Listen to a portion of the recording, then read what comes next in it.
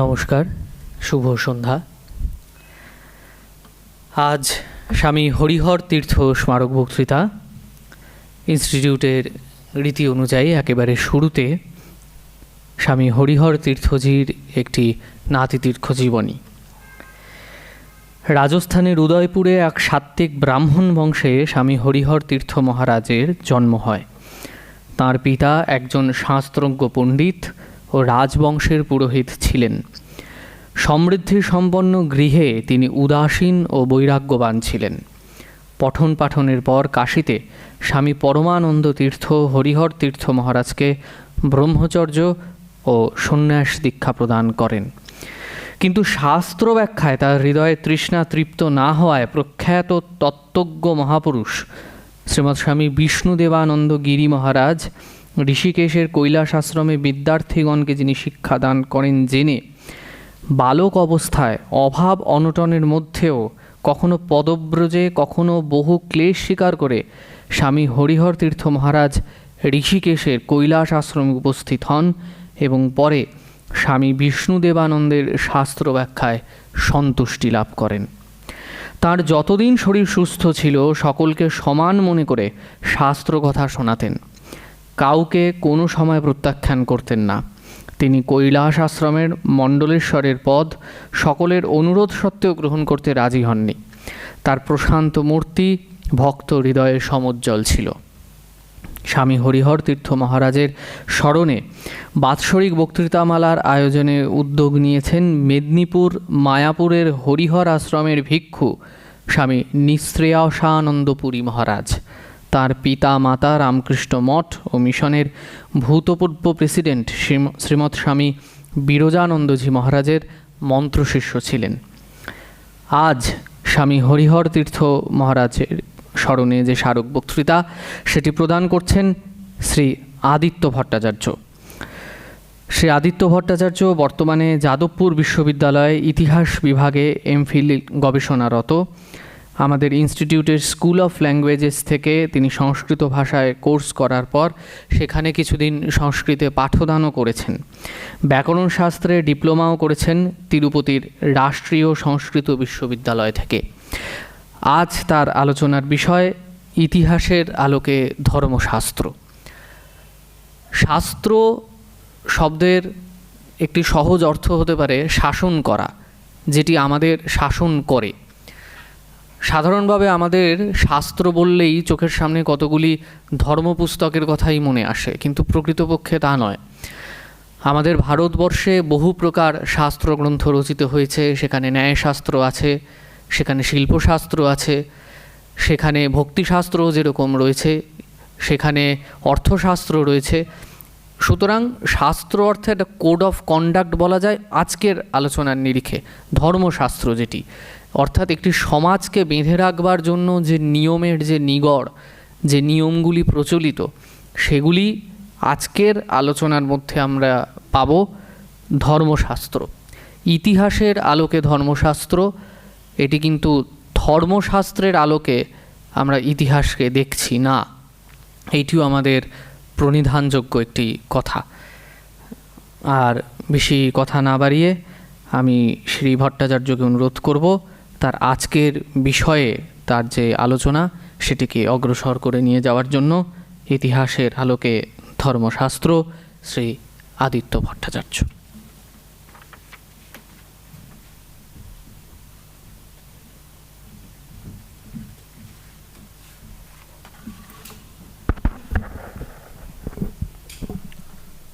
आपो नार इति प्रोक्ता आपो वै नरसूनवः तायदस्यायनं पूर्वं तेन नारायण स्मृतः। শুভ সন্ধ্যা।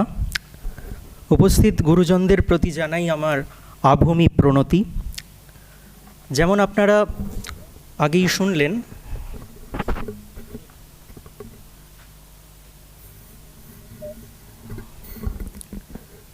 আমার আজকের আলোচনার বিষয় ইতিহাসের আলোকে ধর্মশাস্ত্র, কিন্তু ধর্মশাস্ত্রের আলোকে ইতিহাস নয়, যেটা সচরাচর একজন ইতিহাসের ছাত্র গবেষকের থেকে আশা করা যেতে পারে।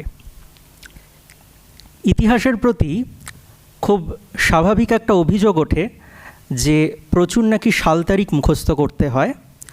আমি আগেই আপনাদেরকে আশ্বস্ত করছি যে আজকের আলোচনা সাল তারিখের নিরস আলোচনা হবে না, বরং ধর্মশাস্ত্রকে আমরা আজকে 2022-এ দাঁড়িয়ে কিভাবে পাই আমাদের কাছে, সেই ইতিহাসটা অর্থাৎ সেই টেক্সচুয়াল হিস্ট্রিটা আমি কিছু কিছু করে তুলে ধরার চেষ্টা করব। অবশ্যই সংক্ষিপ্ত পরিসরে সবকটা ধর্মশাস্ত্রের আলোচনা এখানে সম্ভবপর হবে না, তাও যতগুলো ধর্মশাস্ত্র আমাদের প্রধান সেইগুলোকে কিছু বেছে নিয়ে আমি আলোচনা করার চেষ্টা করব। ভারতীয় সংস্কৃত ঐতিহ্যে যে কোনো শাস্ত্রের আলোচনাই হোক বা যে কোনো বিদ্যার আলোচনাই হোক না কেন, আমাদের সেই শুরু করতে হয় বেদ থেকে। আজকে ধর্মশাস্ত্র নিয়ে আলোচনা করছি। এই যে ধর্ম, এটা সম্পর্কেও দেখুন, বেদ অখিল ধর্ম মূলম, সেই বেদ থেকেই কিন্তু আমাদের শুরু করতে হবে।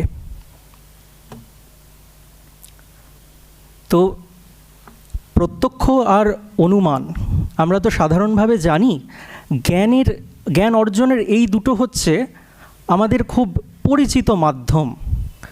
সায়নাচার্য তার বেদ ভাষ্যে বেদের যে সংজ্ঞা দিয়েছেন, আপনারা দেখছেন এখানে আমি উল্লেখ করেছি, তাতে বেদকে বলা হয়েছে প্রত্যক্ষ পদ্ধতিতে লব্ধ জ্ঞান এবং অনুমিতির মাধ্যমে লব্ধ জ্ঞানেরও পরে বলা যেতে পারে যে তৃতীয় যে প্রগৌণ তথা সর্বোচ্চ পর্যায়ের জ্ঞান, সেই জ্ঞানের মাধ্যম হচ্ছে বেদ।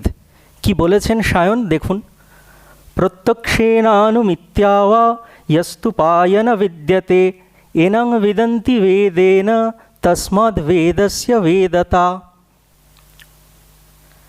অর্থাৎ যা বললাম, প্রত্যক্ষ পদ্ধতি এবং অনুমান, তারও বাইরে গিয়ে যে তৃতীয় পর্যায়ের জ্ঞান, সেই জ্ঞান অর্জন করার যে শাস্ত্র বা জ্ঞান অর্জন করা যায় যে শাস্ত্র থেকে, সেটাই বেদ। তবে বেদ শুধু একটা কোনো গ্রন্থ নিলাম আর পড়ে ফেললাম সেরকম কিন্তু নয়। এমনি আপনারা সকলেই জানেন বেদের 4টে ভাগ রয়েছে, ঋক, সাম, যজু, অথর্ব। প্রত্যেকটার আবার 4টে করে অংশ রয়েছে: সংহিতা, ব্রাহ্মণ, আরণ্যক, উপনিষদ। এবার এই যে ব্রাহ্মণ থেকে উপনিষদ পর্যন্ত এই যে 3টে, সংহিতার পরের যে 3টে অংশ, সচরাচর এইগুলো আমরা কিন্তু বেশিরভাগ জায়গায় দেখতে পাই না। মানে আমি যদি আপনাদেরকে বলি, হরপ প্রকাশনী থেকে প্রকাশিত বেদ যদি আপনারা দেখেন, আর্য সমাজ থেকে প্রকাশিত বেদ যদি দেখেন, সেখানে কিন্তু আপনারা এই অংশগুলো পাবেন না। তারা সংহিতাটাই শুধুমাত্র প্রকাশ করেছেন, অনুবাদ করেছেন। কিন্তু আমাদের সৌভাগ্য যে এই ইনস্টিটিউট থেকে এখনও প্রকাশনা হয়ে চলেছে, সম্পূর্ণ হয়নি কিন্তু প্রকাশনা শুরু হয়েছে এবং প্রকাশনা চলছে সমগ্র বেদ গ্রন্থমালার, যাকে আমরা ভেদিক কর্পাস বলতে পারি। সেই ভেদিক কর্পাস কতটা বিস্তৃত সেটার একটা নমুনা হিসাবে আমি বেদ গ্রন্থমালার যে কোনো গ্রন্থেই আপনারা খুললেই এই অংশটা, এই তালিকাটা পাবেন। এমনকি বইয়ের পিছন দিকের প্রচ্ছদেও আপনারা তালিকাটা পাবেন। আমি সেই তালিকাটা শুধু উপস্থাপন করেছি আপনাদের সামনে। কিন্তু বেদের পরে আজকের আলোচনা তার পরের অংশে নিয়ে যেতে হবে। এমনি তো বললাম যে বেদ এতটা বিস্তৃত, ভাবুন এতটা বিস্তৃত বেদকে কিভাবে আপনারা সহজে অধ্যয়ন করতে পারেন।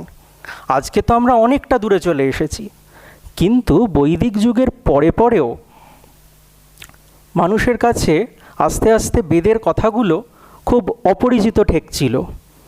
তাহলে একজনের শরীরের মধ্যে প্রবেশ করতে গেলে কি করতে হবে? তার একটা একটা করে অঙ্গকে জানতে হবে। আর সেই হিসাবেই এলো বেদাঙ্গ সাহিত্য। এই বেদাঙ্গ সাহিত্য হচ্ছে 6টা। দেখা যাক কি কি। প্রথম আমি বলছি ছন্দ। ছন্দকে বলা হয় বেদের পা। তারপরে কল্প, হাত, জ্যোতিষ, চক্ষু, নিরুক্ত, কর্ণ, শিক্ষাশাস্ত্র, নাসিকা এবং ব্যাকরণ, মুখ। এই 6টা শুধু বেদাঙ্গ নয়, আপনারা বুঝতেই পারছেন এই স্বরবেদাঙ্গ পরবর্তীকালে বিভিন্ন রকম বিদ্যার, স্বতন্ত্র বিদ্যার জন্ম দিয়েছে, যার মধ্যে ব্যাকরণ আপনারা প্রায় সকলেই পরিচিত, জ্যোতিষ আপনারা প্রায় সকলেই পরিচিত, ছন্দশাস্ত্র, আমি একটু প্রত্যেকটারই পরিচয় দিই বরং। ছন্দশাস্ত্র, বৈদিক ছন্দশাস্ত্রের প্রণেতা হচ্ছেন বিখ্যাত গণিতবিদ পিঙ্গলাচার্য। এই পিঙ্গলাচার্যই আবার পাণিনীয় শিক্ষা, যা কিনা ঋগ্বেদের ধারার শিক্ষা, শিক্ষা হচ্ছে উচ্চারণ শাস্ত্র, ঠিক মতন উচ্চারণ না করলে বৈদিক ক্রিয়া প্রক্রিয়াগুলো ঠিকভাবে হবে না, তাই উচ্চারণ শাস্ত্রের পড়ার ভীষণ প্রয়োজনীয়তা রয়েছে। তো সেই রকমভাবেই সামবেদীয় ধারায় নারদীয় শিক্ষা, ঋগ্বেদীয় ধারায় পাণিনীয় শিক্ষা, এই সমস্ত রয়েছে। এই ছন্দসূত্রকার পিঙ্গলাচার্যই আবার পাণিনীয় শিক্ষাটাকে সংস্কার করেন, যে কারণে আপনারা পাণিনীয় শিক্ষা মাত্র 60টা শ্লোকে রচনা, সেটা পড়লে দেখবেন প্রথমেই পিঙ্গলাচার্য জানাচ্ছেন অথ শিক্ষাং প্রবক্ষ্যামি পাণিনীয়াই মতং যথা, অর্থাৎ পাণিনীয় যে মত, সেই মত অনুযায়ী আমি শিক্ষাশাস্ত্রকে উপস্থাপন করছি। পিঙ্গলাচার্যের নিজের রচনা নয়, সংকলন মাত্র। আর পাণিনির ব্যাকরণের কথা আলাদা করে বলার কিছু নেই, সকলেই জানেন। যেটা হয়তো একটু আপনাদের কারুর কাছে অপরিচিত ঠেকতে পারে, সেই দুটোর প্রসঙ্গে বলি। নিরুক্ত হচ্ছে কি বলবো, নিরুক্ত হচ্ছে অভিধানের মতন, যেখানে বৈদিক শব্দগুলোর কি অর্থ ছিল, আরও কি অর্থে তার প্রয়োগ করা যায়, এর একটা তালিকা প্রস্তুত করা হয়েছে, অভিধানের মতন প্রস্তুত করা হয়েছে। যাস্কের নিরুক্ত অত্যন্ত বিখ্যাত এবং কলিকাতা বিশ্ববিদ্যালয় থেকে 4 খণ্ডে তার অনুবাদ প্রকাশিত হয়েছে, যা যথেষ্টই খ্যাতি লাভ করেছে। আর যেটা বাদ রেখেছিলাম, কল্পের ব্যাপারে বলি। কল্প হচ্ছে, বলতে পারেন, আমাদের বৈদিক ক্রিয়াকাণ্ডের হ্যান্ডবুক গোছের, সহায়িকা গোছের। কিভাবে ক্রিয়া প্রক্রিয়া করতে হবে তার একটা গাইড বুক। এবং দেখুন, অঙ্গটাও বলা হয়েছে হস্ত। আর আমি একটা শ্লোক রেখেছি এখানে, পাণিনীয় শিক্ষাতেই প্রত্যেকটা বেদাঙ্গের সঙ্গে কোন কোন অঙ্গের কি যোগাযোগ সেটা বলা হয়েছে, আমি পড়ছি। ছন্দ পাদৌ তু বেদস্য হস্তৌ কল্পৌথ পঠ্যতে জ্যোতিষাময়নং চক্ষুর নিরুক্তং শ্রোত্রমুচ্যতে শিক্ষা ঘ্রাণং তু বেদস্য মুখং ব্যাকরণং স্মৃতম তস্মাৎ সংযমধিত্যেব ব্রহ্মলোকে মহীয়তে। অর্থাৎ বেদকে যদি সঠিকভাবে পড়তে হয়, যদি বেদকে সঠিকভাবে জানতে হয়, আত্মস্থ করতে হয়, তাহলে যে বেদাঙ্গগুলো রয়েছে সেগুলোর পাঠ করাও প্রয়োজন। ছন্দ সেখানে পা, কল্প হাত, জ্যোতিষ চোখ, নিরুক্ত শ্রোত্র অর্থাৎ কান, শিক্ষা ঘ্রাণ অর্থাৎ নাসিকা, এবং ব্যাকরণ হচ্ছে মুখ। ধর্মশাস্ত্রের আলোচনায় বেদাঙ্গের মধ্যে এই কল্প আমাদের কাছে গুরুত্বপূর্ণ হবে। কল্প সাহিত্যের 4টে অংশ। এই 4টে অংশটা কীরকম, আমি উদাহরণ দিই আপস্তম্ভের কল্পসূত্র থেকে। ধরুন আপস্তম্ভের কল্পসূত্র, তার আছে 30টা অধ্যায়। সেই 30টার মধ্যে প্রথম দিক থেকে 25টা হচ্ছে আপস্তম্ভের শ্রৌত সূত্র, 26-27 হচ্ছে আপস্তম্ভের গৃহ্য সূত্র, 28-29 আপস্তম্ভের ধর্মসূত্র, যা একটু পরেই আমাদের আলোচনার মধ্যে আসবে, এবং শেষ অধ্যায় হচ্ছে শুল্বসূত্র। এইভাবে আপস্তম্ভের কল্পসূত্র হচ্ছে একটা পূর্ণাঙ্গ কল্পসূত্র। প্রত্যেকটা কল্পসূত্রের ক্ষেত্রেই কাঙ্ক্ষিত যে 4টে অংশ থাকবে, কিন্তু যে কটা গৃহ্যসূত্র আমরা পেয়েছি, বা যে কটা ধর্মসূত্র আমরা পেয়েছি, যে কটা শ্রৌতসূত্র আমরা পেয়েছি, তাদের সবাই যে একটা পূর্ণাঙ্গ কল্পসূত্রের অংশ ছিল সেটা আমরা অনুমান করে বলতে পারি ঠিকই, কিন্তু পাণ্ডুলিপি পাইনি বা কোনো অন্য গ্রন্থে আমরা তার উল্লেখ পাইনি, যে কারণে আমাদের সবকটা কল্পসূত্রকে 4টে অঙ্গ বিশিষ্ট বা 4টে অংশ বিশিষ্ট কল্পসূত্র বলা সম্ভবপর হচ্ছে না। যাই হোক, শ্রৌত সূত্র, শ্রৌত কথাটা এসেছে শ্রুতি থেকে। শ্রুতি মানে বেদ। বেদকে অনুসরণ করে উপাচার বিধি এবং রীতিনীতি নিয়ে যে আলোচনা, সেটা শ্রৌত সূত্র অংশে আলোচিত হয়। তারপরে আছে গৃহ্যসূত্র, গৃহস্থদের কি আচরণীয় ধর্ম, সেই আলোচনা রয়েছে গৃহ্যসূত্রে।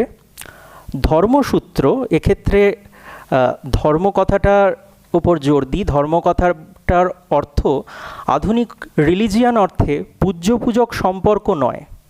ক্রিশ্চিয়ানিটি যে রিলিজিয়ান শব্দটাকে বিশ্বকে উপহার দিয়েছে, তার অর্থ কিন্তু পূজ্য পূজক সম্পর্ক। ভারতীয় ক্ষেত্রে ধর্ম শব্দটা সেইভাবে খাটে না। ধর্মের ব্যাপক অর্থ রয়েছে, আমি সেই ব্যাপকতর অর্থের আলোচনা আজকে করছি না। শুধু ধর্মসূত্রের ক্ষেত্রে ধর্ম এই পূর্বপদটা কী অর্থ বহন করে তার একটু সংক্ষিপ্ত আভাস দেওয়ার চেষ্টা করছি। এক্ষেত্রে ধর্ম কিন্তু সামাজিক রীতিনীতি, যেটাকে অনেক সময় ইংরাজিতে ল বা জুরিডিক্যাল প্রসিডিংস বলে অনুবাদ করা হয়েছে।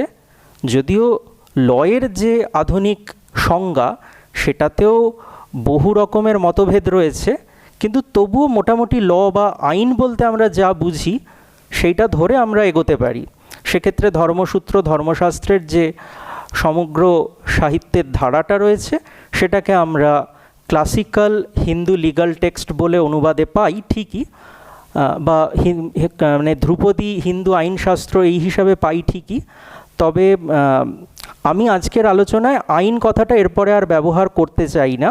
আমি আইনের বদলে ধর্মবিধান এই কথাটা ব্যবহার করছি। তার কারণ আইন শব্দটা তো সংস্কৃত শব্দ নয়, আর সেই শব্দটা যখন ধর্মশাস্ত্রগুলো রচনা হয়েছে তখন তৈরি হয়নি।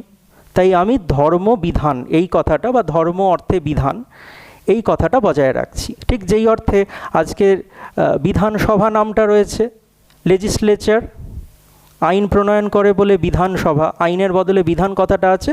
আমি আপনাদের সুবিধার্থে আগেই জানিয়ে রাখছি, আমি বিধান কথাটা এরপর থেকে ব্যবহার করব। তো এই যে কল্পের 4টে অংশ, তার মধ্যে থেকে আমরা ধর্মসূত্রকে বেছে নিয়ে আজকে আলোচনা করব। তাহলে এতক্ষণ অবধি আমরা দেখার চেষ্টা করলাম কিভাবে বৈদিক গ্রন্থমালার মধ্যে থেকে, বা বেদ, তারপরে বেদ অনুসারী গ্রন্থমালার মধ্যে থেকে একটা অংশ আমাদের ধর্মসূত্র, এবং ধর্মসূত্রের পরের অংশ হবে ধর্মশাস্ত্র। তো আমি এইখানে সূত্র এবং শাস্ত্রের একটু পার্থক্য দেখানোর চেষ্টা করেছি। সূত্র এই শব্দটার অর্থ কি? দেখুন, আমরা অনেক ক্ষেত্রেই সূত্র কথাটা পেয়ে থাকি। যেমন a+b² সূত্র, এটাও পেয়ে থাকি। আচ্ছা, পৈতেকে আরেকটা কি বলা হয়? যজ্ঞসূত্র। সূত্র কেন? সুতো।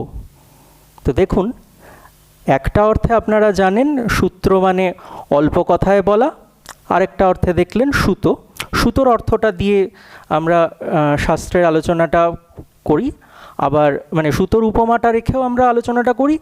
আর যে শ্লোকটা এখানে বলা হয়েছে সূত্রের লক্ষণ সম্পর্কে, স্বল্পাক্ষরম অসন্দিগ্ধম সারবদ বিশ্বতো মুখম অস্তৌভম অনবদ্যঞ্চ সূত্রং সূত্রবিদো বিদুঃ, এটাও কিন্তু বলা হয়। যদি সূত্রের সুতো এই উপমাটা দেখেন, তার কারণ কি? সূত্র সাহিত্য যেগুলো থাকে না, খুব ছোট ছোট সূত্র বাক্যে লেখা। এর ফলে কি হয়, একটা বাক্যে যা বক্তব্য রয়েছে সেটার মধ্যে হয়তো আপনি ক্রিয়াপদটা পেলেন না। ক্রিয়াপদটা দেওয়ার দরকার নেই, কেবল বিশেষ্য বিশেষণ দিলেই মানেটা বোঝানো যাচ্ছে। পরের বাক্যটায় আর সেটা রিপিট হলো না, শুধু একটা নতুন শব্দ যোগ করতে হবে, সেই শব্দটা যোগ করে ছেড়ে দেওয়া হলো। তাহলে আপনাকে মানে করার জন্য আগের সূত্রটার অর্থে পৌঁছতে হবে এবং অর্থ করতে হবে। আমি ব্যাকরণ থেকে একটা উদাহরণ দিই। পাণিনীয় ব্যাকরণে সূত্র হচ্ছে সম্বোধনে চ। এটার ব্যাখ্যা করে আমরা যখন বলি যে সম্বোধনে প্রথমা বিভক্তি হয়, তখন ছাত্রছাত্রীরা বলবেন, স্যার কোথাও তো লেখা নেই সম্বোধনে প্রথমা বিভক্তি, লেখা আছে সম্বোধনে চ। তো তখন আমরা বলবো, দেখো এই সূত্রের ঠিক ওপরের সূত্রে বলা আছে প্রাতিপদিক আর্থলিঙ্গ পরিমাণ বচন মাত্রে প্রথমা। ওই যে আগেরটাতে প্রথমা বলা আছে, এই প্রথমাটাকে পরের সূত্রে নিয়ে আসতে হবে। এই কাজটাকে বলা হয় অনুবৃত্তি। এইভাবে কোনো একটা সূত্রকে একা কিন্তু পড়ে পুরোটা বোঝা যাবে না, যদি না আমরা পুরো গ্রন্থটা পরপর না পড়ি। তো এই কারণে সুতোর উপমাটা দেওয়া হয়, যেমন সুতো একটার সঙ্গে একটা আগের সঙ্গে পরে লগ্ন অবস্থায় থাকে, সেইটা। তো স্বাভাবিকভাবেই এই অল্প সময়ের মধ্যে অল্প বাক্য মনে রেখে বা অল্প শব্দ মনে রেখে সহজে যাতে জ্ঞান অর্জন করে ফেলা যায়, তার জন্য সূত্র খুব এফেক্টিভ। যেরকম a+b² সূত্র, সেই কথাই এই লক্ষণে বলা হয়েছে যে সূত্রকে হতে হবে অল্প অক্ষর বিশিষ্ট, একে হতে হবে সারবৎ, একদম সারবত্তা থাকতে হবে, অপ্রয়োজনীয় কোনো কথা থাকলে চলবে না। বিশ্বতমুখম, মোটামুটি বলতে পারেন ইউনিভার্সাল হতে হবে, এমন নয় এক জায়গায় খাটছে অন্য জায়গায় খাটছে না, এরকম করলে কিন্তু হবে না। সূত্রকে মোটামুটিভাবে বিশ্বতমুখম অর্থাৎ ইউনিভার্সাল হতে হবে, তাকে অনবদ্য হতে হবে, তার মধ্যে কোনো সমস্যা থাকলে ভুল থাকলে চলবে না, এরকম হলেই সূত্রবিদেরা তাকে সূত্র বলে চিহ্নিত করেন। ধর্মশাস্ত্রের ধারায় প্রথম পর্যায়টা হচ্ছে ধর্মসূত্র। 4টে সাহিত্য আমরা এখনো পর্যন্ত পাই যেগুলো ধর্মসূত্র অর্থাৎ সূত্রাকারে রচিত। তারপরে যে প্রচুর পরিমাণে স্মৃতিশাস্ত্র পাওয়া যায় সেগুলো কিন্তু ধর্মশাস্ত্র ধারার। তো শাস্ত্রের ক্ষেত্রে বহু রকমের সংজ্ঞা দেওয়া হয়, আমি খুব সহজ করে কিছু কথা এখানে উল্লেখ করেছি। দেখুন, শাস্ত্র বলতে একদিকে যে কোনো বিদ্যাকে নির্দেশ করা যায়, যেমনটা একটু আগেই শ্রী চক্রবর্তী বললেন, যেমন আমাদের কাছে অর্থশাস্ত্র, নাট্যশাস্ত্র, শিল্পশাস্ত্র ইত্যাদি বহু রকমের শাস্ত্র আছে। তো সেই রকমই শাস্ত্র কোনো বিদ্যাকে নির্দেশ করে। আবার যখন আমরা বলছি কৌটিলীয় অর্থশাস্ত্র, যখন আমরা বলছি ভরতের নাট্যশাস্ত্র, তখন আবার আমরা একটা সুসংবদ্ধ গ্রন্থকে নির্দেশ করছি। তাহলে শাস্ত্র একই সঙ্গে বিদ্যাটাকেও নির্দেশ করে এবং সেই বিদ্যার নির্দিষ্ট একটা গ্রন্থকেও নির্দেশ করে। অনেক সময় পণ্ডিতেরা বলেছেন যে শাস্ত্র হতে হবে শ্লোকের আকারে রচিত, সাধারণভাবে অনুষ্টুপ ছন্দে। কিন্তু পরে এটাও দেখা গেছে যে শাস্ত্র মানে যে শুধুই শ্লোকে লেখা হবে তার কোনো মানে নেই। শ্লোক এবং গদ্য দুটো মিলিয়েই লেখা হতে পারে। যেমন কৌটিলীয় অর্থশাস্ত্র শ্লোক এবং গদ্য মিলিয়ে লেখা। আমরা দেখব বৈষ্ণব ধর্মশাস্ত্র বা বিষ্ণু স্মৃতি, সেটাও গদ্য এবং পদ্য মিলিয়ে লেখা, গদ্য এবং শ্লোক মিলিয়ে লেখা। ধর্মশাস্ত্রের 3টি ধারার কথা আপনাদেরকে একটু আগেই উল্লেখ করেছি। ধর্মশাস্ত্রের প্রথম ধারাটা হচ্ছে ধর্মসূত্রের ধারা। কল্প সাহিত্যে যেরকম সূত্রাকারে রচিত হচ্ছিল সমস্ত টেক্সটগুলো, সমস্ত রচনাগুলো, তার মধ্যেই ধর্মসূত্র অন্যতম জানিয়েছিলাম। ধর্মসূত্র এযাবৎ আমরা 4টে, মতান্তরে 5টা পেয়েছি। সেই 4টের মধ্যে আপস্তম্ভ, গৌতম, বৌধায়ন এবং বশিষ্ঠের ধর্মসূত্র হচ্ছে প্রধান। হিরণ্যকেশীর যে ধর্মসূত্র পাওয়া গেছে বলে দাবি করা হয়, সেটা আপস্তম্ভের সঙ্গে প্রচুর মিল আছে বলে আধুনিক গবেষকরা সেটিকে এখন বাদ দিচ্ছেন। মোটামুটি কীরকম সময় রচিত হয়েছিল বলা যেতে পারে খ্রিস্টপূর্ব 4র্থ শতাব্দী থেকে খ্রিস্টীয় 1ম শতাব্দীর মধ্যে ধর্মসূত্রগুলো রচিত হয়েছিল। এবং এর রচনার মোটামুটি জায়গাটা আমরা নির্দেশ করতে পারি। অধ্যাপিকা নূপুর দাশগুপ্ত জানিয়েছেন আধুনিক গবেষণার নিরিখে যে মোটামুটিভাবে আমরা বলতে পারি ধর্মসূত্র মধ্যগাঙ্গেয় অববাহিকা অঞ্চলে প্রচলিত ছিল। এবং শুধু এখানে রচনা হয়েছে সেটা বড় কথা নয়, এই রচনাগুলোর মধ্যে যেসব বক্তব্য রয়েছে সেই ভাবনা চিন্তাগুলো মধ্যগাঙ্গেয় অববাহিকা অঞ্চলে খ্রিস্টপূর্ব 4র্থ থেকে খ্রিস্টীয় 1ম শতাব্দীর মধ্যে প্রচলিত ছিল। হয়তো তার কিছু শতাব্দী আগে থেকেও প্রচলিত ছিল, আস্তে আস্তে তারপরে সেটা সূত্রের আকারে গ্রন্থে নিবদ্ধ হয়েছে। তারপরে আসছে ধর্মশাস্ত্র বা স্মৃতির পর্যায়ে। এখানে শাস্ত্র বিশেষত ওই অর্থে যে সূত্রে যেরকম ছোট ছোট বাক্যে লেখা হচ্ছিল, সেখান থেকে এবার আমরা গদ্য এবং পদ্যর মিশ্রণ অথবা পুরোটাই শ্লোকে রচিত এই রকম গ্রন্থের দিকে যাচ্ছি। মোটামুটিভাবে খ্রিস্টীয় 2য় শতাব্দী থেকে ধর্মশাস্ত্রের রচনা শুরু হয় এবং খ্রিস্টীয় 9ম শতাব্দী পর্যন্ত আমরা ধর্মশাস্ত্র রচিত হচ্ছে এরকম প্রমাণ পেয়েছি। ধর্মশাস্ত্রকে আরেকটা নাম দেওয়া হয়েছে স্মৃতি।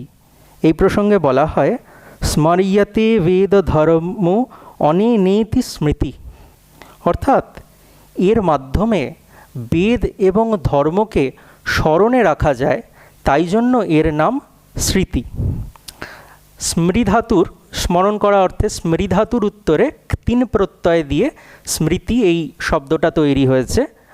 সাধারণত 3 প্রত্যয়ের অর্থ হচ্ছে যা কিছু ওই কর্মের শ্রেষ্ঠ উপাত্ত, অর্থাৎ গম ধাতুর ক্ষেত্রে গতি, কৃ ধাতুর ক্ষেত্রে কৃতি, কাজ করলে শ্রেষ্ঠ উপাত্ত হতে পারে কৃতি। তাহলে স্মরণ করলে সব শ্রেষ্ঠ উপাত্ত হতে পারে, অর্থাৎ মানে স্মরণ করার কাজের শ্রেষ্ঠ আউটকাম আসতে পারে স্মৃতি।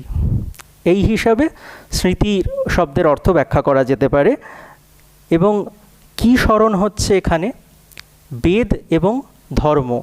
দেখুন, একদম শুরুতে বলেছিলাম মনুস্মৃতির থেকে সেই কথাটা, বেদ ও অখিল ধর্মমূলম। বেদ এবং বেদ হচ্ছে ধর্মের মূল সারা বিশ্বের জন্য। সেই বেদ এবং ধর্ম এই দুটো স্মরণ করা হয় এবং স্মরণ করার ফলে শ্রেষ্ঠ উপাত্ত হচ্ছে স্মৃতি। এবং মনু এই কথাকে সামনে রেখে শ্রুতি এবং স্মৃতির ভেদটা আমাদের সামনে রেখেছেন এইভাবে, শ্রুতিস্তু বেদ বিজ্ঞেয় ধর্মশাস্ত্রং তু বৈ স্মৃতি। বেদ শুনে শুনে মনে রাখা হতো বলে শ্রুতি, আর ধর্মশাস্ত্র স্মৃতি। এবার খ্রিস্টীয় 9ম শতাব্দী থেকে আর আমরা নতুন ধর্মশাস্ত্র রচিত হয়েছে এমন প্রমাণ কিন্তু খুব বেশি পাই না। তো কি পাই আমরা? আমরা দেখতে পাই যে সমস্ত ধর্মশাস্ত্রগুলো রচিত হয়েছে এবং খুব প্রসিদ্ধ হয়েছে সেগুলোর ভাষ্য রচনা শুরু হয়েছে। এবং ভাবতে অবাক লাগে, এই ভাষ্য রচনার ঐতিহ্য কিন্তু 19বিংশ শতাব্দী পর্যন্ত ভালোভাবে টিকেছিল। বিভিন্ন জায়গায় পণ্ডিতেরা বলার সঙ্গে সঙ্গেই সময় চেয়ে নিতেন এবং ভাষ্য লিখে দিতেন, এমনটাও দেখা গেছে। হয়তো পুরো ভাষ্য না লিখলেন, কেউ টিকা লিখলেন, কোনো ছোট অংশের ভাষ্য লিখলেন, সেটাও দেখা গেছে। তো 9ম থেকে মোটামুটিভাবে অষ্টাদশ 19বিংশ শতাব্দী পর্যন্ত আমরা ধর্মশাস্ত্র অনুসারী ভাষ্য, টিকা, নিবন্ধ ইত্যাদি অনুসারী গ্রন্থের একটা ঐতিহ্য দেখতে পাচ্ছি। আজকের আলোচনায় আমি ভাষ্য এবং টিকা, নিবন্ধনা ইত্যাদির আলোচনা যথাসম্ভব কম রাখব। আজকে আমরা প্রধান টেক্সটগুলো এখন আমাদের কাছে কিভাবে এসে উপস্থিত হয় সেই কথা নিয়ে আলোচনা করব। তো ধর্মশাস্ত্রের সাধারণ কাঠামো যদি আপনারা দেখেন, মূল আলোচনায় প্রবেশের আগে একটা কাঠামো কাহিনী, একটা ফ্রেম স্টোরি দেওয়া হয়েছে। মনুর সামনে উপস্থিত মুনি ঋষিরা জিজ্ঞাসা করেছেন, আপনি আমাদেরকে ধর্মের জ্ঞান দিন। যাজ্ঞবল্কের সামনে উপস্থিত মুনি ঋষিরা যাজ্ঞবল্ককে যথাসম্ভব সম্মান করে পুজো করে বলেছেন যে আপনি আমাদেরকে জ্ঞান প্রদান করুন বর্ণাশ্রম ধর্ম সম্পর্কে। বা একই জিনিস ভূদেবী জিজ্ঞাসা করেছেন ভগবান শ্রীবিষ্ণুকে। এইভাবে একটা উপক্রমণিকা আমরা দেখতে পারি। খুব বেশি না, 4-5টা শ্লোক হয়তো এই ক্ষেত্রে ব্যয় করা হয়েছে। এরপরে হচ্ছে মূল বিষয়, এবং মূল বিষয় অবশ্যই বর্ণাশ্রম ধর্ম, এবং তার সঙ্গে যদি সংশ্লিষ্ট আর কোনো বিষয় থাকে যেটা হয়তো বর্ণধর্ম এবং আশ্রম ধর্মের মধ্যে প্রত্যক্ষভাবে পড়ে না, বা হয়তো উভয়ের মধ্যেই পড়ে তবুও বিশেষ আলোকপাতের দাবি রাখে, যেমন ধরা যাক রাজধর্ম, যেমন ধরা যাক আপদ ধর্ম, মোক্ষ ধর্ম, সেগুলোকে তখন তারা আলাদা স্থানে রেখেছেন।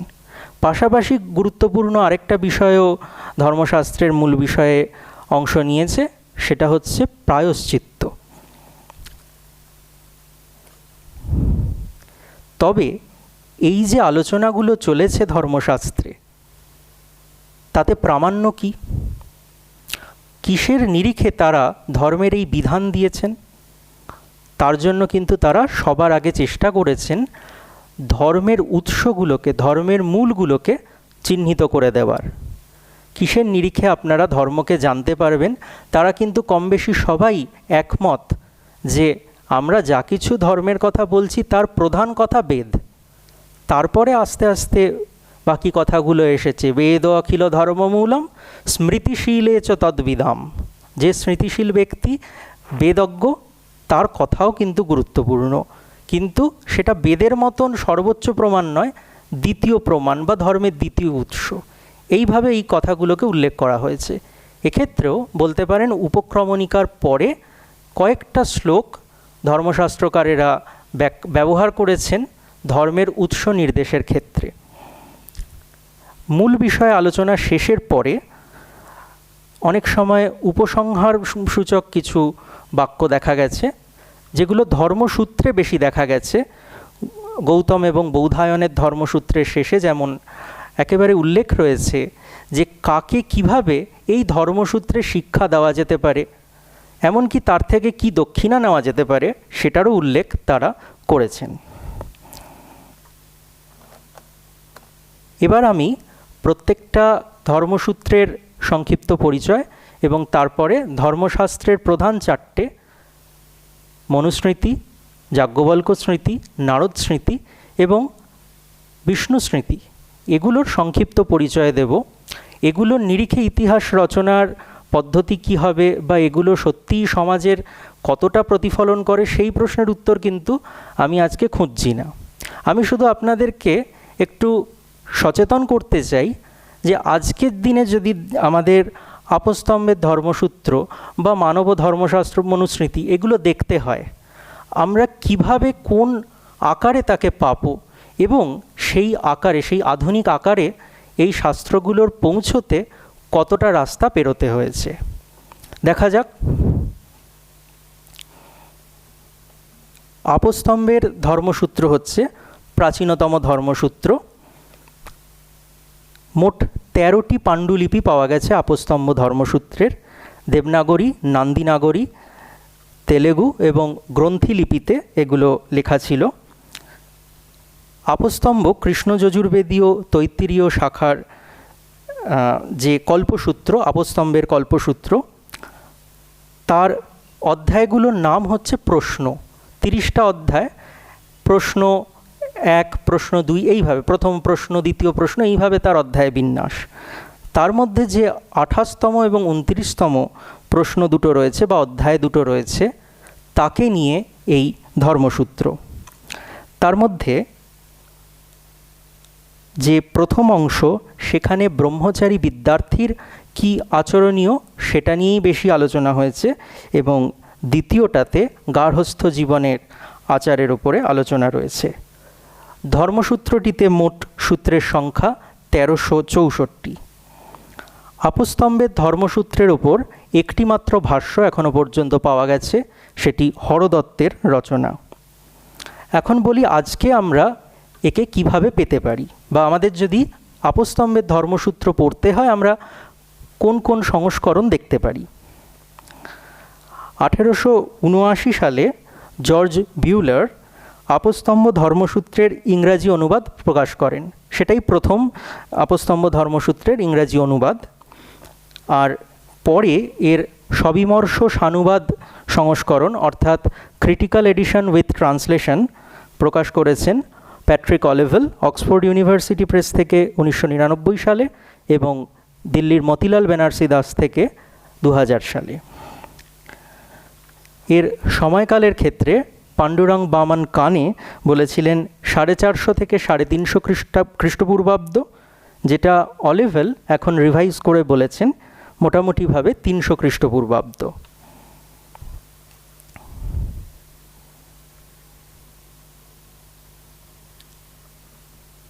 দ্বিতীয় হচ্ছে গৌতমের ধর্মসূত্র। সম্পূর্ণ এবং অসম্পূর্ণ পাণ্ডুলিপি মিলিয়ে মোট পাণ্ডুলিপি পাওয়া গেছে 9টা এবং গৌতম ধর্মসূত্রকে কোনো গৌতম কল্পসূত্র এরকম গ্রন্থের অঙ্গ হিসাবে পাওয়া যায়নি, একে স্বতন্ত্রভাবে পাওয়া গেছে। বিখ্যাত কর্মমীমাংসক কুমারিল ভট্ট গৌতম ধর্মসূত্রকে সামবেদীয় ধারার বলে উল্লেখ করেছেন। এটিতে 28টি অধ্যায় আছে। এর অন্যতম ভাষ্যকার হরদত্ত, দ্বিতীয় ভাষ্যকার মস্করি। জর্জ বিউলার এটিরও ইংরাজি অনুবাদ প্রকাশ করেছিলেন আপস্তম্ভ ধর্মসূত্রের সঙ্গে। একইভাবে অলিভেল তার ক্রিটিক্যাল এডিশন উইথ ট্রান্সলেশনে একে দ্বিতীয় স্থানে রেখেছেন। পিভি কানে গৌতম ধর্মসূত্রকে 600 থেকে 300 খ্রিস্টপূর্বাব্দের রচনা বলেছিলেন, অর্থাৎ সর্বপ্রাচীন বলেছিলেন, যদিও অলিভেল এখন একে আপস্তম্ভের পরে খ্রিস্টপূর্ব 3য় শতাব্দীর মধ্যবর্তী পর্যায়ে স্থাপন করেছেন। তৃতীয় ধর্মসূত্র বৌধায়নের। বৌধায়নের ধর্মসূত্রের প্রথম ইংরাজি অনুবাদ বিউলার করেছিলেন, আর সেটা প্রকাশিত হয়েছিল 1882, অর্থাৎ আপস্তম্ভ এবং গৌতমের 3 বছর পরে। আবার 1884 সালে হুলস দুটো দেবনাগরী, দুটো গ্রন্থি, একটা মালয়ালম এবং একটা তেলেগু লিপিতে রচিত পাণ্ডুলিপির নিরিখে একটা ক্রিটিক্যাল এডিশন করার চেষ্টা করেছিলেন।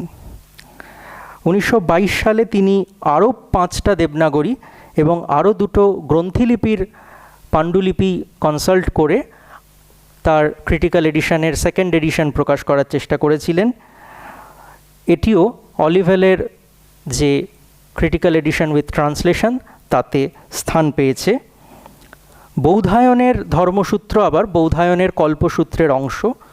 বৌধায়নের কল্পসূত্রের 35 থেকে 38তম অধ্যায়, এক্ষেত্রেও অধ্যায়গুলোর শীর্ষক হচ্ছে প্রশ্ন, অর্থাৎ 35তম প্রশ্ন, 38তম প্রশ্ন, এইভাবে বলতে পারেন।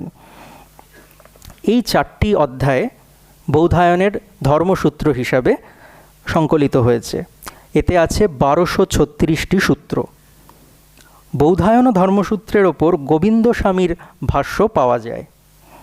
কানের মতে বৌধায়নের ধর্মসূত্র 500 থেকে 200 খ্রিস্টপূর্বাব্দের মধ্যে রচিত, যদিও অলিভেল একে খ্রিস্টপূর্ব 2য় শতকের দ্বিতীয়ার্ধেই রেখেছেন। ধর্মসূত্রের ধারার শেষ রচনা হচ্ছে বশিষ্ঠের ধর্মসূত্র।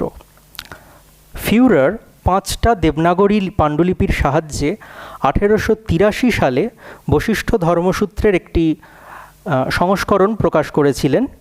পরবর্তীকালে 1914 সালে তিনি আরও একটি নতুন পাণ্ডুলিপি দেখার সুযোগ পান এবং সেটির নিরিখে তার দ্বিতীয় সংস্করণে কিছু পরিবর্তন করেন। 1882 সালে, অর্থাৎ ফিউরারের টেক্সটটা এডিট করে প্রকাশ করার 1 বছর আগেই বিউলার বশিষ্ঠ ধর্মসূত্রের ইংরাজি অনুবাদ প্রকাশ করেছিলেন।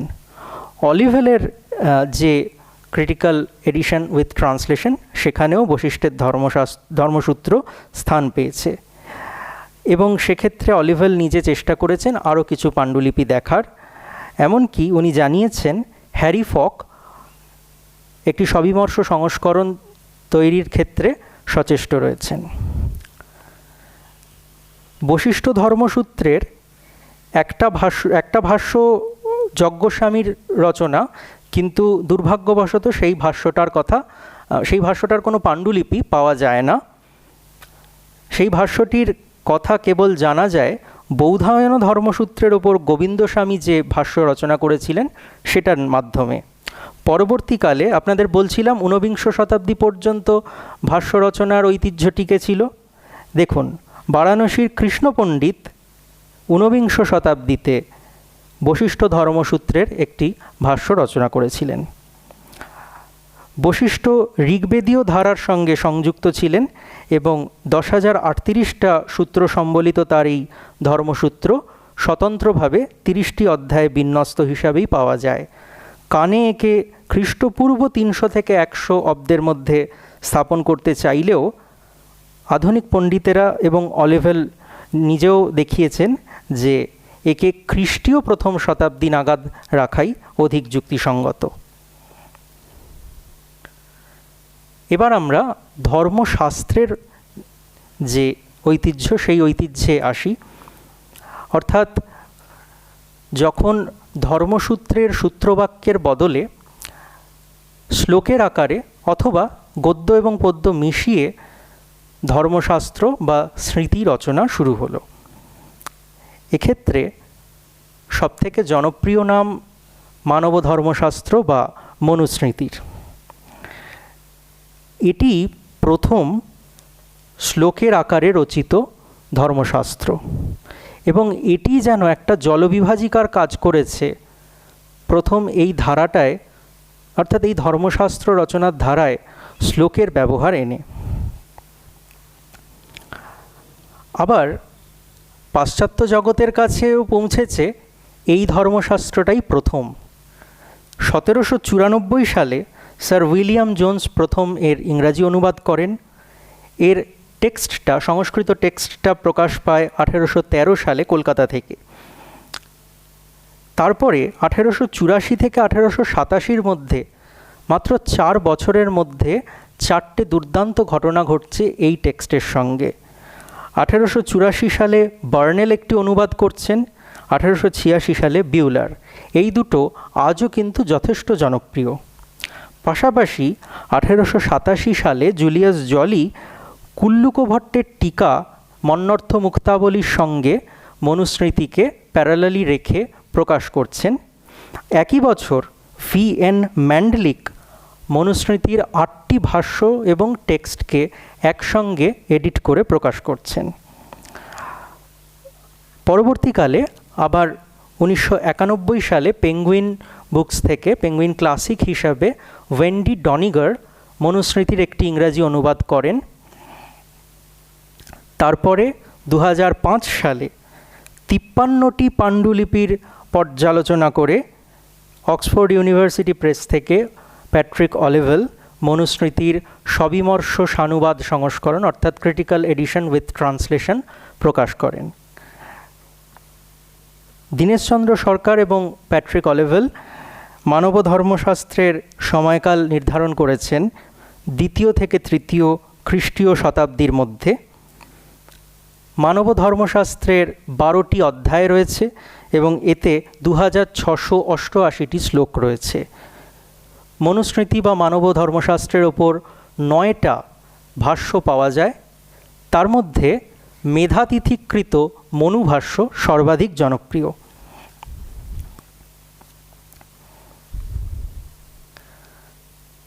মানব ধর্মশাস্ত্রের যে বিষয়বিন্যাসের ব্যাপকতা, তার তুলনায় যাজ্ঞবল্ক্য স্মৃতি খুবই ছোট। কোথায় 2688টি শ্লোক, তার তুলনায় যাজ্ঞবল্কে দেখুন 1008টি শ্লোক মাত্র।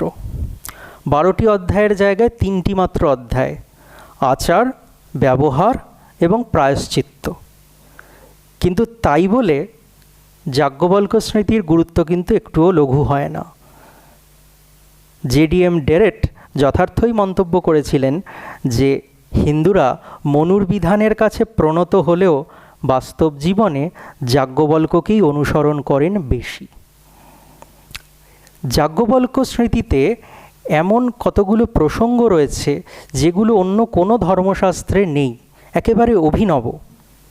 গ্রহ শান্তি প্রকরণম, এই প্রকরণে আলোচনা করা রয়েছে জ্যোতিষের নিরিখে যে কোন গ্রহের পীড়নে কি প্রতিকার হওয়া উচিত। দীর্ঘ আলোচনা রয়েছে গণপতির আরাধনা নিয়ে। রাজাদের যে আদেশ, সেই আদেশগুলো নথি রাখা কেন প্রয়োজন, না রাখলে কি সমস্যা হবে, এই কথা যাজ্ঞবল্ক্য স্মৃতি ছাড়া আর কোনো ধর্মশাস্ত্র উল্লেখ করেনি, তার আগে মনুও করেনি এবং পরবর্তী ধর্মশাস্ত্রকারেরাও নয়। অথচ অত্যন্ত বাস্তবিক প্রসঙ্গ। আর জমির সীমানা নির্ধারণ, মনু এই ব্যাপারে সমস্যাটা তুলে ধরেছিলেন ঠিকই, সমাধান কিছু দিতে পারেননি। এই ব্যাপারে কিন্তু যাজ্ঞবল্ক্য অভিনব। কি দিয়ে জমির সীমানা নির্ধারণ করা যায় একবার ভাবুন। গুপ্ত শাসনকালে, দ্বিতীয় চন্দ্রগুপ্তের শাসনকালে বিশেষ করে যাজ্ঞবল্ক্য স্মৃতি রচিত হচ্ছে, জমির সীমানা নির্ধারণের ক্ষেত্রে তাদের কতটা সায়েন্টিফিক ভাবনা চিন্তা। এমন কিছু চিহ্ন থাকতে হবে জমিকে বেঁধে রাখার জন্য বা জমির সীমানা নির্ধারণের জন্য, যাতে সেইগুলো নষ্ট না হতে পারে। যদি জমির সীমানা নির্ধারণ করা হয় কোনো গাছ দিয়ে, সেই গাছ যেন কাটা না পড়ে, সেটাও প্রশাসনের দেখার দায়িত্ব। যাজ্ঞবল্ক্যের স্মৃতির উপরে পূর্ণাঙ্গ 5টা ভাষ্য পাওয়া যায়। বিভিন্ন অংশ মাত্র নিয়ে ভাষ্য প্রচুর রচনা হয়েছে, নিবন্ধনাও প্রচুর রচনা হয়েছে। পূর্ণাঙ্গ ভাষ্যের মধ্যে প্রধানতম হচ্ছে 3টে। বিশ্বরূপের বালক্রীড়া খ্রিস্টীয় 9ম শতাব্দী নাগাদ রচিত, বিজ্ঞানেশ্বরের মিতাক্ষরা এবং অপরার্কের অপরাদিত্য খ্রিস্টীয় 10ম-11শ শতাব্দী নাগাদ রচিত। অন্য দুটো পরবর্তীকালে মধ্যযুগের রচনা, একটির রচনাকার শূলপাণি, অন্যটি মিত্র মিশ্র। মিতাক্ষরা ভাষ্যের জনপ্রিয়তা ছিল প্রবল, তবে 2019 সালে প্যাট্রিক অলিভেল বালক্রীড়া ভাষ্যটির গুরুত্বকেও বিশেষভাবে স্বীকৃতি দিয়েছেন। তিনি 33টি পাণ্ডুলিপির পর্যালোচনা করে ক্রিটিক্যাল টেক্সট উইথ ট্রান্সলেশন প্রকাশ করেছেন যাজ্ঞবল্ক্য স্মৃতির। তারপরে বিষ্ণু স্মৃতি। বিষ্ণু স্মৃতি বা বৈষ্ণব ধর্মশাস্ত্র, এটি কাশ্মীরি পঞ্চরাত্র ঐতিহ্যের কোনো বৈষ্ণব পণ্ডিতের দ্বারা রচিত। খুব স্বাভাবিক যে এখানে একটু বলার ধরনটা আলাদা। আমি দুটো প্রসঙ্গ উল্লেখ করছি। একটা, ভূদেবীর ধর্ম জিজ্ঞাসার উত্তরে শ্রী বিষ্ণু যেন এই পুরো ধর্মশাস্ত্র বলছেন, এই হচ্ছে এর কাহিনী কাঠামো বা ফ্রেম স্টোরি। এটি 100টি অধ্যায়ে বিভক্ত এবং কোনো কোনো অধ্যায় শ্লোকে রচিত, বাকি অধ্যায়গুলো বেশিরভাগটাই গদ্যে রচিত, কিন্তু সূত্রের মতন ছোট ছোট বাক্যে নয়, পূর্ণ বাক্যেই রচিত।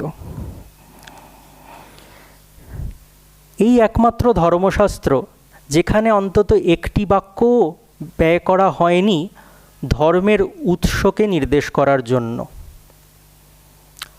আশা করা যায় ভূদেবীর উত্তর দিচ্ছেন যখন ভগবান স্বয়ং, সেই দোতনা থেকে আলাদা করে ধর্মের উৎস হিসাবে বেদ বা বেদজ্ঞ ব্যক্তিদেরকে দাঁড় করানোর প্রয়োজন হয়নি। 1880-81 সালে জুলিয়াস জলি বিষ্ণু স্মৃতির একটি সংস্কৃত সংস্করণ এবং একটি ইংরাজি অনুবাদ প্রকাশ করেন। কলকাতা থেকেও 1952 সালে বিষ্ণু স্মৃতির একটি সংস্করণ প্রকাশিত হয়েছিল। পরে 2009 সালে প্যাট্রিক অলিভেল মহীশূর, পুনা এবং নেপাল থেকে 15টি পাণ্ডুলিপি সংগ্রহ করেছেন এবং পূর্বেকার প্রকাশিত সংস্করণগুলিকেও পর্যালোচনা করেছেন।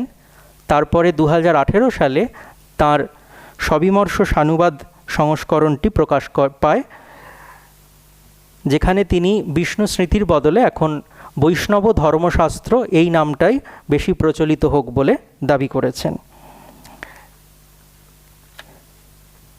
বিষ্ণু স্মৃতিকে তিনি খ্রিস্টীয় 7ম শতাব্দীর মধ্যে স্থাপন করেছেন। পরবর্তী আলোচ্য নারদ স্মৃতি। প্রধান ধর্মশাস্ত্র চারটে যদি বলতে হয় তাহলে মনু, যাজ্ঞবল্ক্য এবং বিষ্ণুর পরে নারদ স্মৃতির নাম নিতে হয়। তবে নারদ স্মৃতির বিশেষত্ব হলো এই স্মৃতিতে আচার এবং প্রায়শ্চিত্তের উপর কোনো অধ্যায় ব্যয় করা হয়নি। এখানের আলোচনা মূলত প্রশাসনিক এবং বিচার বিভাগীয় আলোচনা। জলি একে 500 খ্রিস্টাব্দ, কাশীপ্রসাদ জয়সওয়াল 300 থেকে 400 খ্রিস্টাব্দ এবং পিভি কানে 100 থেকে 300 খ্রিস্টাব্দের মধ্যে রচিত বলে দাবি করেছেন। তবে আধুনিক গবেষকদের মধ্যে রিচার্ড ডব্লিউ ল্যারিভিয়ের এবং প্যাট্রিক অলিভেল নারদ স্মৃতির সম্ভাব্য সময়কাল বলেছেন 6ষ্ঠ-7ম শতাব্দী। নারদ স্মৃতির ভাষ্য রচনা করেছিলেন অসহায় এবং সেটিরও কেবল একটি পাণ্ডুলিপি 1874-75 সালে উদ্ধার হয়েছিল।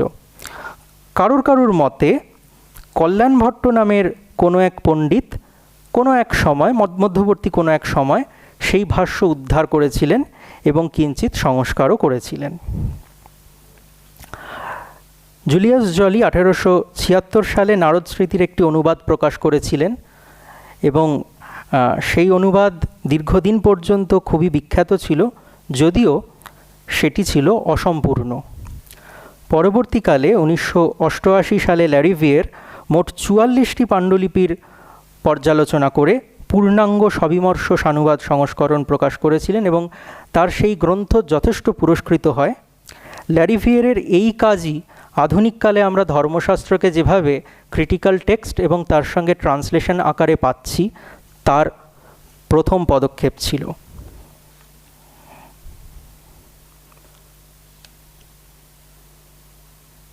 অন্যান্য ধর্মশাস্ত্রকারেদের কথা খুব সংক্ষিপ্ত আকারে বলবো।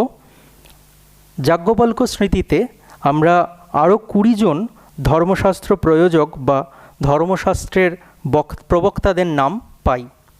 এখন স্বাভাবিক ব্যাপার, এদের অনেকেরই রচনা যাজ্ঞবল্ক্যের পরে হয়েছে, যার কারণে স্বাভাবিকভাবেই পণ্ডিতেরা বলেছেন যাজ্ঞবল্ক্য স্মৃতির এই শ্লোকগুলো পরবর্তী সময়ে এই গ্রন্থে রাখা হয়েছে, অর্থাৎ সোজা ভাষায় প্রক্ষিপ্ত।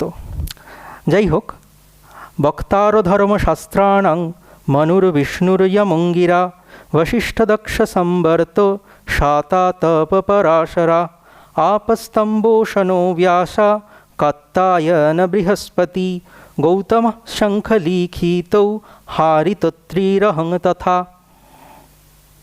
অর্থাৎ তালিকাটা বিশ্লেষণ করলে ধর্মশাস্ত্রের প্রবক্তারা হলেন মনু, বিষ্ণু, যম, অঙ্গিরা, বশিষ্ঠ, দক্ষ, সম্বর্ত, শাতাতপ, পরাশর, আপস্তম্ভ, উশনস, ব্যাস, কাত্যায়ন, বৃহস্পতি, গৌতম, শঙ্খ, লিখিত, হারিত, অত্রি এবং অহং তথা মাইসেলফ লাস্ট, অর্থাৎ যাজ্ঞবল্ক্য স্বয়ং।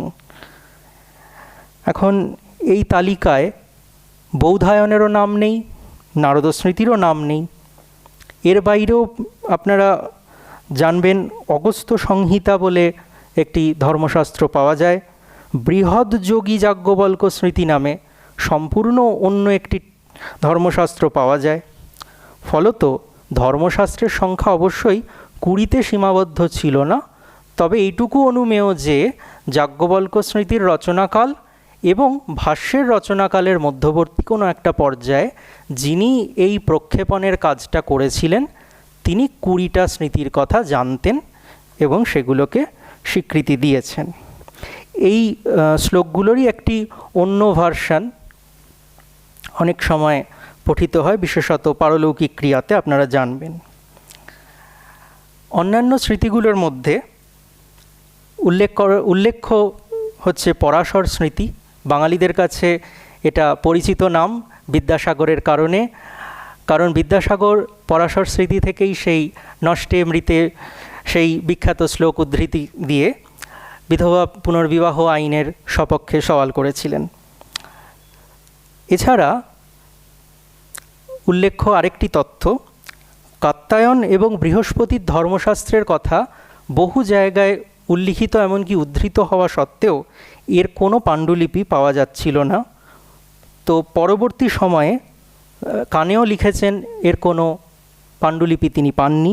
1982 সালে বাচস্পতি উপাধ্যায় এই দুটো গ্রন্থকে তৈরি করেছিলেন অন্যান্য গ্রন্থে কাত্যায়ন এবং বৃহস্পতির যা রেফারেন্স রয়েছে তার নিরিখে। তো এই হচ্ছে মোটামুটি আজকের দিনে দাঁড়িয়ে আমরা ধর্মশাস্ত্রকে কিভাবে পাচ্ছি তার ইতিহাস। আমি আগেই বলেছিলাম ধর্মশাস্ত্রের নিরিখে ইতিহাস নয়, আজকে ইতিহাসের আলোকে ধর্মশাস্ত্র, অর্থাৎ ধর্মশাস্ত্র টেক্সটগুলোর আধুনিককালে কি যাত্রা, সেই যাত্রাটাকে আমি একটু ধরার চেষ্টা করলাম। পাশাপাশি দু চারটে একটু কথা বলতে চাই, একটু পরিচিতি দিতে চাই আপনাদের সঙ্গে কিছু মানুষের, আধুনিককালে অন্তত গত 100 বছরের মধ্যে যারা ধর্মশাস্ত্রের এই চর্চাকে আরও এগিয়ে নিয়ে গিয়েছেন। ভারতরত্ন মহামহোপাধ্যায় পাণ্ডুরঙ্গ বামন কানে, এনার নাম আজ ধর্মশাস্ত্র চর্চার সঙ্গে অবিচ্ছেদ্য হয়ে গেছে। প্রায় 4-5 দশক জুড়ে তার রচিত হিস্ট্রি অফ ধর্মশাস্ত্র এক মহাগ্রন্থ বা ম্যাগনাম অপাস। সব মিলিয়ে তার পৃষ্ঠা সংখ্যা 6500-এরও বেশি। আজকে ধর্মশাস্ত্রের কোনো রকম চর্চাই পিভি কানেকে বাদ দিয়ে সম্ভবপর নয়। ফরাসি ভারততত্ত্ববিদ রবার্ট লিঙ্গাত তার the classical law of India 1973 সালে তার দেহাবসানের 1 বছর বাদে প্রকাশিত হয়। প্রাচীন ভারতীয় আইন ব্যবস্থাকে, মানে বিধান, ধর্মবিধান, এগুলোকে বোঝার ব্যাপারে যে প্রাথমিক পাঠ, সেই প্রাথমিক গ্রন্থপঞ্জির মধ্যে রবার্ট লিঙ্গাতের এই গ্রন্থটি নিজের অংশ দাবি করে। আমি দুঃখিত, আমি লন্ডন বিশ্ববিদ্যালয়ের প্রাচ্য আইনের অধ্যাপক জন ডানকান মার্টিন ডেরেটের কোনো ছবি পাইনি। উনি গবেষণা শুরু করেছিলেন হয়েসালা রাজবংশের ইতিহাসের মধ্য দিয়ে, এবং অচিরেই তার স্বাভিনিবেশ চর্চার বিষয় হয়ে ওঠে প্রাচীন এবং মধ্যযুগের ভারতীয় বিধান। এমনকি মাত্র 75 পৃষ্ঠার একটি ছোট্ট বই, আপনারা ইনস্টিটিউটের লাইব্রেরিতেও এই বইটি রিডিং রুমে পাবেন। ইয়ান গোন্ডা সম্পাদিত একটি গ্রন্থমালা আছে, আ হিস্ট্রি অফ ইন্ডিয়ান লিটারেচার। সেই গ্রন্থমালায় ধর্মশাস্ত্র অ্যান্ড জুরিডিক্যাল লিটারেচার শীর্ষক একটি খণ্ড, মাত্র 75 পৃষ্ঠার বই। তার মধ্যেও কতটা গভীর তার জ্ঞান ডেরেট প্রমাণ দিয়েছেন। এছাড়া উল্লেখ করা যেতে পারে এল ব্যাসাম সম্পাদিত কালচারাল হিস্ট্রি অফ ইন্ডিয়া গ্রন্থেও ডেরেট একটি অধ্যায় লিখেছেন যার বিষয়বস্তু ধর্মশাস্ত্র এবং juridical literature.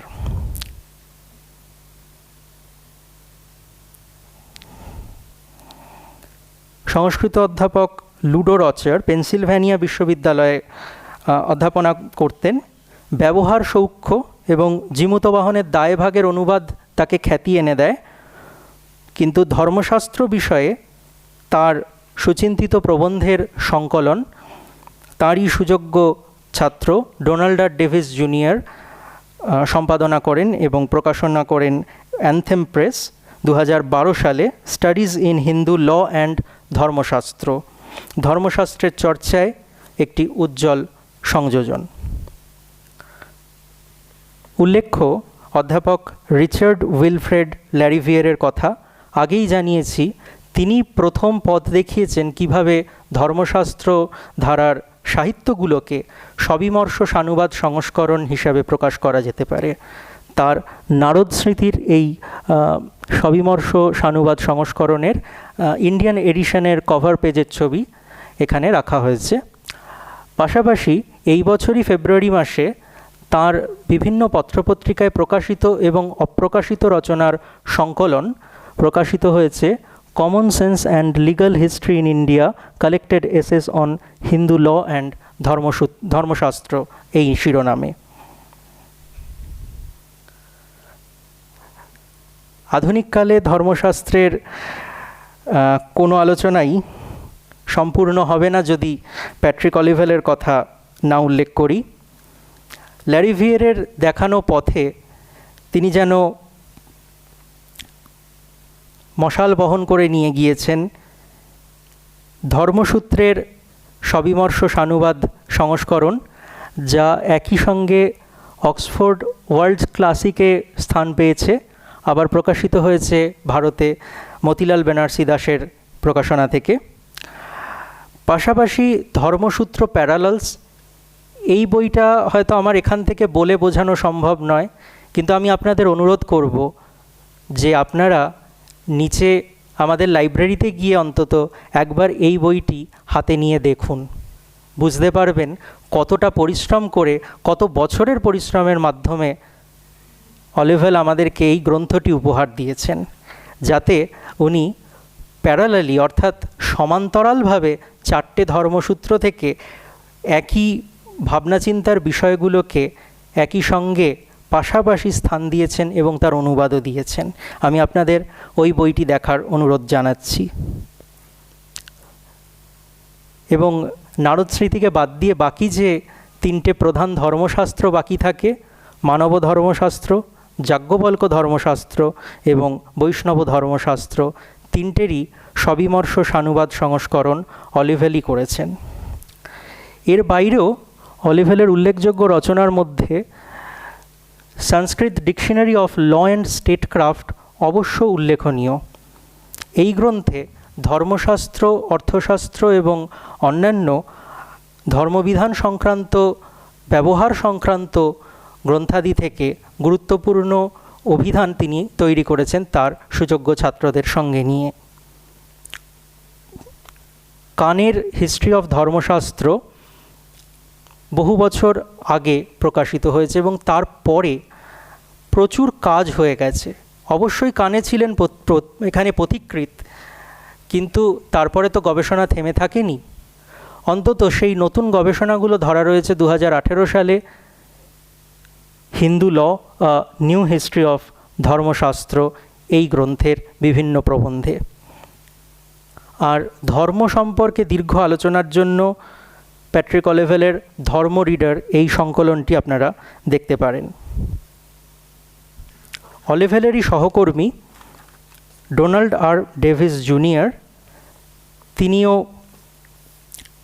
The spirit of Hindu ল এবং দ্য ধর্ম অফ বিজনেস এই দুটো গ্রন্থের মাধ্যমে প্রাচীন এবং মধ্যযুগীয় হিন্দু ধর্মবিধান শাস্ত্রের নিরিখে সমাজের, বিশেষ করে সামাজিক রীতিনীতি এবং ধর্ম অফ বিজনেসের ক্ষেত্রে বাণিজ্যিক রীতিনীতির বিষয়ে আলোকপাত করেছেন। পাশাপাশি প্রচুর জার্নালে তার প্রবন্ধ প্রকাশিত হয় ধর্মশাস্ত্রের বিষয়ে। এই গ্রন্থগুলি বিশেষ করে উল্লেখ করার আরও কারণ হচ্ছে আমার ঋণ স্বীকার ওনাদের কাছে। পাশাপাশি আমি আজকের এই আলোচনায় আপনারা উপস্থিত থেকেছেন, আমি আপনাদের কাছে কৃতজ্ঞ। আমি কৃতজ্ঞতা জানাই রামকৃষ্ণ মিশন ইনস্টিটিউট অফ কালচারের পরম পূজনীয় সেক্রেটারি মহারাজের কাছে, যিনি আমাকে এই সুযোগ দিয়েছেন স্বামী হরিহর তীর্থ স্মারক বক্তৃতা রাখার, এবং ইনস্টিটিউটের সমস্ত কর্মচারীকে আমার ধন্যবাদ জ্ঞাপন করি। বিশেষ ধন্যবাদ জ্ঞাপন করি এই ইনস্টিটিউটের লাইব্রেরিকে এবং যাদবপুর বিশ্ববিদ্যালয়ের ইতিহাস বিভাগের লাইব্রেরিকে। ধন্যবাদ, নমস্কার, চিরম অভিবাদ্যতাম। দিয়েছে আমার কালেকশনটা।